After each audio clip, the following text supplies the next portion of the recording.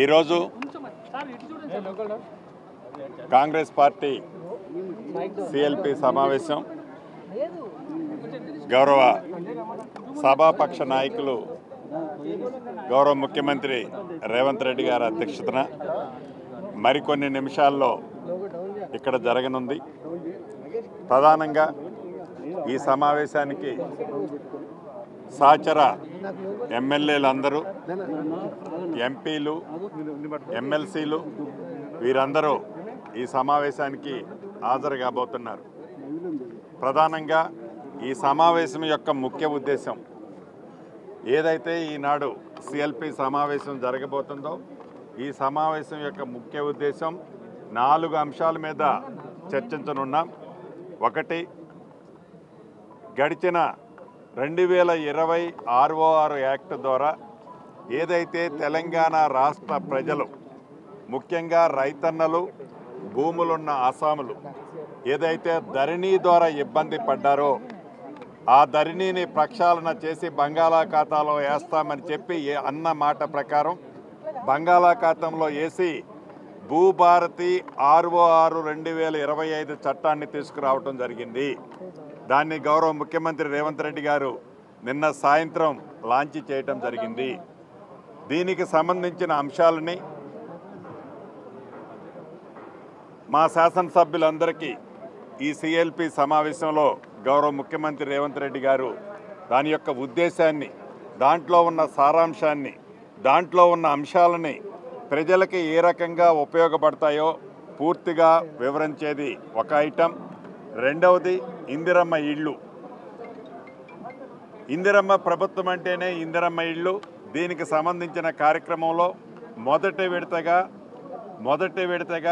రాష్ట్ర వ్యాప్తంగా 4,50,000 ఇళ్ళు ఇచ్చే కార్యక్రమానికి శ్రీకారం చుట్టి దాన్ని ఎలా ఎలకేషన్ చేయాలో, పేదవాళ్ళల్లో బహుపేదవాళ్ళకి ఎలా ఇవ్వాలో, పార్టీలకి, మతాలకి, కులాలకి అతీతంగా పేదవాళ్ళకి ఇవ్వాలనే ఆలోచనని గౌరవ ముఖ్యమంత్రి గారు మా శాసనసభ్యులకి, సభ్యులందరికీ కూడా వివరించనున్నారు. అదే రకంగా దేశ చరిత్రలో ఏ రాష్ట్ర ప్రభుత్వము చేయని విధంగా సన్నబియ్యం గౌరవ మంత్రివర్యులు ఉత్తమ్ కుమార్ రెడ్డి గారి ఆధ్వర్యంలో గౌరవ ముఖ్యమంత్రి రేవంత్ రెడ్డి గారి సూచనలు, సలహాలు మేరకు అద్భుతంగా ఉగాది నాడు ఈ సన్నబియ్యం కార్యక్రమాన్ని లాంచ్ చేసుకొని ప్రతి గ్రామంలో, ప్రతి డీలర్ ద్వారా ప్రతి పేదవాళ్ళకి, అర్హులైన అందరికీ ఈ సన్నబియ్యాన్ని ఇచ్చాము. దీన్ని కూడా ప్రజలలో ఎక్కడైనా చిన్న చిన్న అపోహలుంటే వాటిని నివృత్తి చేసే దాంట్లో గురించి కూడా ఈ సమావేశంలో గౌరవ ముఖ్యమంత్రి గారు చాలా స్పష్టంగా చెప్పనున్నారు.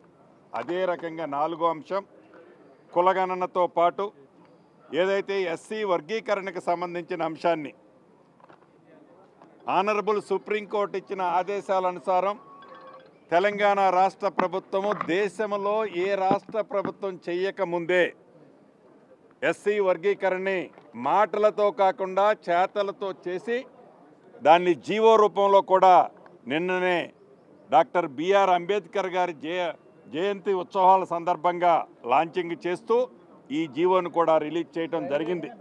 దానికి సంబంధించిన అంశాల మీద, ఈ 4 అంశాల మీద చాలా వివరంగా విపులంగా గౌరవ ముఖ్యమంత్రి రేవంత్ రెడ్డి గారు మరికొన్ని నిమిషాల్లో ఈ సమావేశానికి వస్తున్నారు. వారు ఆ ఉద్దేశంతో ఈ సమావేశాన్ని ఏర్పాటు చేయటం జరిగింది అని యావత్ తెలంగాణ ప్రజలకి, ముఖ్యంగా కాంగ్రెస్ కార్యకర్తలకు తెలియజేస్తున్నారు.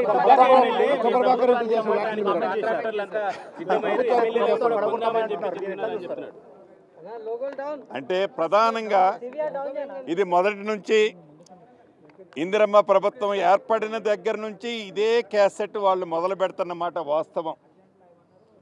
ప్రభుత్వం ఏర్పడిన మొదటి వారం రోజుల నుంచి అధికార దహంతో ప్రజలు చాలా క్లియర్గా కాంగ్రెస్ పార్టీకి, ఇందిరమ్మ ప్రభుత్వానికి మద్దతు తెలిపి పూర్తి మెజారిటీ ఇచ్చినప్పటికీ ఈ ఇందిరమ్మ ప్రభుత్వాన్ని మేము కూలుస్తామని అనేక పర్యాయాలు ఆనాడు 10 సంవత్సరాలు పరిపాలించిన పార్టీ నాయకులు తహతాలాడుతున్నారు. అనేక సందర్భాల్లో గౌరవ ముఖ్యమంత్రి గారు, సహచర మంత్రులు, మిగతా మిత్రులంతా కూడా అనేక సందర్భాల్లో మేము స్పందించాం. ఇక్కడ ప్రత్యేకత ఏంటంటే రాష్ట్ర ప్రజలందరూ గమనించాల్సిన విషయం ఒకటి ఉంది. చాలా స్పష్టంగా చెప్పారు కొత్త ప్రభాకర్ రెడ్డి గారు. ఏదో మీడియాలో ఉదయం చూశాను, చాలా స్పష్టంగా చెప్పారు. ఏదైతే మొదటి నుంచి ధరణి కార్యక్రమం ద్వారా గడిచిన 10 సంవత్సరాలలో అధికారంలో ఉన్న పార్టీ అక్రమంగా పేదోళ్ల ఆస్తిని, పేదోళ్ల భూమిని, ప్రభుత్వ భూములని, వక్ఫ్ బోర్డు భూములని, రెవెన్యూ భూములని, అటవీ శాఖ భూములని వారి తొత్తులకి కట్టబెట్టామని చెబుతూ వచ్చామో, ఆ కట్టబెట్టి లబ్ధి పొందిన లబ్ధిదారులు ఎవరైతే ఉన్నారో ఆ లబ్ధిదారులకి ఏ భూభారత్నైతే నిన్న లాంచ్ చేశామో, ఏ భూభారత్ వస్తే పేదవాడికి న్యాయం జరుగుద్ది, పేదవాడికి న్యాయం జరుగుద్ది, భూములున్న ఆసాములకి భద్రత కలుగుద్ది, ప్రభుత్వ స్థలాలకి పూర్తి భద్రత ఉంటుంది అని ఒక సదుద్దేశంతో భూ భారత్ని లాంచింగ్ చేయటానికి కొన్ని గంటల ముందే ఆ గౌరవ శాసనసభ్యులు కొత్త ప్రభాకర్ రెడ్డి గారు అన్నది వారి గుండెల్లో రైలు ఎలా పరిగెడుతుందో, వారి ఆందోళన ఏంటో ఈ భూభారత్ వచ్చిన తర్వాత చాలా స్పష్టంగా అర్థమవుతుంది. అంటే ఇది కొత్త ప్రభాకర్ రెడ్డి గారు వారి సొంత ఆలోచన కాదు. కొత్త ప్రభాకర్ రెడ్డి గారు అంటే కేసీఆర్ గారి ఆత్మ. కేసీఆర్ గారి నోట్లో నుంచి ఏ మాట రావాలనో అది కొత్త ప్రభాకర్ రెడ్డి గారి నోట్లో నుంచి వచ్చే మాట. దానికి ఉదాహరణ ఉంది. ఆనాడు కేసీఆర్ గారు పార్లమెంటు సభ్యుడిగా రాజీనామా చేస్తే ఆ సీటుని కొత్త ప్రభాకర్ రెడ్డి గారికి ఇచ్చారు. బై ఎలక్షన్లో కేసీఆర్ గారి అసెంబ్లీ ఏదైతే ఏ కాన్స్టిట్యున్సీ ఉండేది, కేసీఆర్ గారు గజ్వేల్ కాన్స్టిట్యున్సీకి ఇన్ఛార్జ్ ఎవరున్నాయి? కొత్త ప్రభాకర్ రెడ్డి గారు. అంటే కొత్త ప్రభాకర్ రెడ్డి గారు కేసీఆర్ గారి ఆత్మ అని చెప్పటానికి ఇంకొక నిదర్శనం అవసరంలా.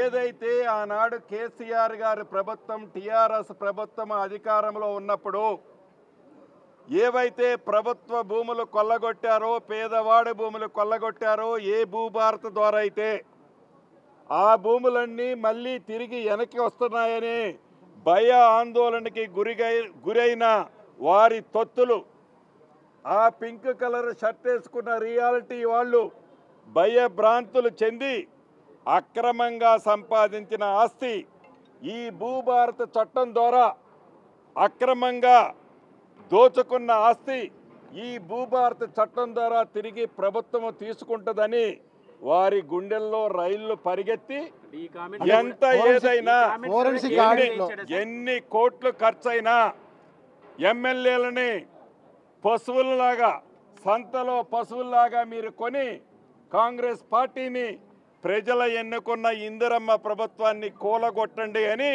కేసీఆర్ గారి సూచనల మేరకే, కేసీఆర్ గారి ఆలోచనల మేరకే, కేసీఆర్ గారి ఆత్మలో ఉన్నదానిని మేరకే ఈ కొత్త ప్రభాకర్ రెడ్డి గారు నిన్న మాట్లాడారు అనటానికి ఇంతకంటే నిదర్శనం ఏమీ అక్కరలేదు. అయితే యావత్ తెలంగాణ రాష్ట్రంలో ఉండే కాంగ్రెస్ కార్యకర్తలు, కాంగ్రెస్ని అభిమానించిన వాళ్ళు, మొన్న ఎన్నికల్లో ఇందిరమ్మ రాజ్యం రావాలని కష్టపడి పనిచేసిన ప్రతి ఒక్క కార్యకర్త అప్రమత్తంగా ఉండాల్సిన అవసరం ఉంది. అంతేకాదు సెంట్రల్ యూనివర్సిటీకి సంబంధించిన 400 ఎకరాల విషయంలో కూడా ఒక నిమిషం మనం చర్చించుకోవాల్సిన అవసరం ఉంది. అది ప్రభుత్వ స్థలం. ప్రభుత్వ స్థలం అనేది అది న్యాయస్థానంలో ఉంది కాబట్టి దాని గురించి నేను ఎక్కువగా మాట్లాడను. కానీ ఏదైతే ఈ 400 ఎకరాలు ప్రైవేటు వాళ్ళు, అది బిల్లీరావు గారు లాంటి వాళ్ళు దాన్ని కొట్టుకుపోవటానికి సహకరించిన ఆ ప్రభుత్వం, గత ప్రభుత్వం యొక్క ఆలోచనలకు భిన్నంగా ఈ ప్రభుత్వం ఆ ఆస్తిని వెనక్కి తీసుకొచ్చిన దాన్ని గత ప్రభుత్వ పెద్దలు జీర్ణించుకోలేకపోయారు. మొదటి విషయం. రెండో విషయం, ఏదైతే ఆ 400 ఎకరాలు నిరుద్యోగ యువతకి ఉద్యోగాల కోసం ఏదైతే చిత్తశుద్ధితో ఈనాడు ఇందిరమ్మ ప్రభుత్వం పనిచేస్తుందో, ఈ చిత్తశుద్ధితో పనిచేసే ఈ ఇందిరమ్మ ప్రభుత్వము కాళ్ళలో కట్టబెట్టాలి అని పేదోడిని మంచిగా చూడలేక ఆనాటి పెద్దలు ఆ 400 ఎకరాలని వివిధ కోణాల నుంచి దాన్ని అన్ని యాంగిల్స్ నుంచి దాడి చేపించి దాన్ని ఆ స్థితికి తీసుకొచ్చారు. అయితే ఈ 400 ఎకరానికి పూర్తి దూరంలోనే ఏదైతే ఈనాడు ఎన్విరాన్మెంటల్గా ఏదైతే అది అటవీ ప్రాంతంగా చెప్తున్న ఆనాటి పెద్దలు, ఆనాటి ప్రభుత్వంలో ఉన్న పెద్దలు వారికి సంబంధించిన తొత్తులకు సంబంధించిన ఐరేజ్ బిల్డింగులు ఆనుకొని ఉన్నాయి. అంటే వారికి సంబంధించిన తొత్తులు కడితే ఐరేజ్ బిల్డింగులు ఏమీ ఇబ్బంది లేదు. ప్రభుత్వం పనిచేయటం కోసం, ఆనాడు దొరలు చేసిన అప్పులు తీర్చడం కోసం ఈ ప్రభుత్వం ఒక సదుద్దేశంతో మంచి కార్యక్రమం చేస్తుంటే ఆ మంచి కార్యక్రమానికి కాళ్ళలో కట్టెలు పెట్టే కార్యక్రమానికి ఆనాటి పెద్దలు వారి తొత్తులు ఎలా పనిచేస్తున్నారో చాలా స్పష్టంగా కనిపిస్తుంది. చివరగా రాష్ట్ర ప్రజలకి ఒక్కటే చెప్పదలుచుకున్నది, ఇందిరమ్మ ప్రభుత్వం ఇటువంటి తాటాకు చప్పుళ్ళకి ఈ ప్రభుత్వం భయపడదు. మీరు ఎన్ని కుట్రాలు కుతంత్రాలు పన్నినా భూభారత్ని తప్పకుండా ఇంప్లిమెంట్ చేస్తాం. పేదవాళ్ళకి అండగా ఉంటాం. పేదవాళ్ళ ఆస్తిని తిరిగి పేదవాళ్ళకి పంచే దాంట్లో మీరు ఇందిరమ్మ ప్రభుత్వాన్ని కూల్చాలని పగట కలలకు అంటున్నారు. కొనండి, ఎంతమందిని కొంటారో మీరు, ఎంతమందిని మీరు బజారులో పశువులను కొన్నట్టు కొనాలని తాపత్రయంగా మీ నాయకుడు ఆదేశానుసారం కేసీఆర్ గారి ఆత్మ మాట్లాడిందో తప్పకుండా ప్రజలు గతంలో 2 సార్లు బుద్ధి చెప్పారు, భవిష్యత్తులో కూడా బుద్ధి చెబుతారు అని ఈ వేదిక ద్వారా వారికి చెబుతూ రాష్ట్ర ప్రజలు కూడా అందరూ అప్రమత్తంగా ఉండాల్సిన అవసరం ఉందని ఈ వేదిక ద్వారా తెలియజేస్తారు. తప్పకుండా ఉంది. తప్పకుండా కుట్ర ఏముంది? ఎప్పుడు గబక్కన ఈ ప్రభుత్వాన్ని కూలగొట్టి ఆ సీట్లో కూర్చోవాలని తండ్రి కొడుకుల తాపత్రయంలో భాగమే నిన్న గౌరవ సభ్యులు కొత్త ప్రభాకర్ రెడ్డి గారి మాటలు. తప్పకుండా దాన్ని ఏం చేయాలన్నది చర్చిస్తాం. చర్చించి దాని మీద ఒక నిర్ణయం తీసుకుంటాం.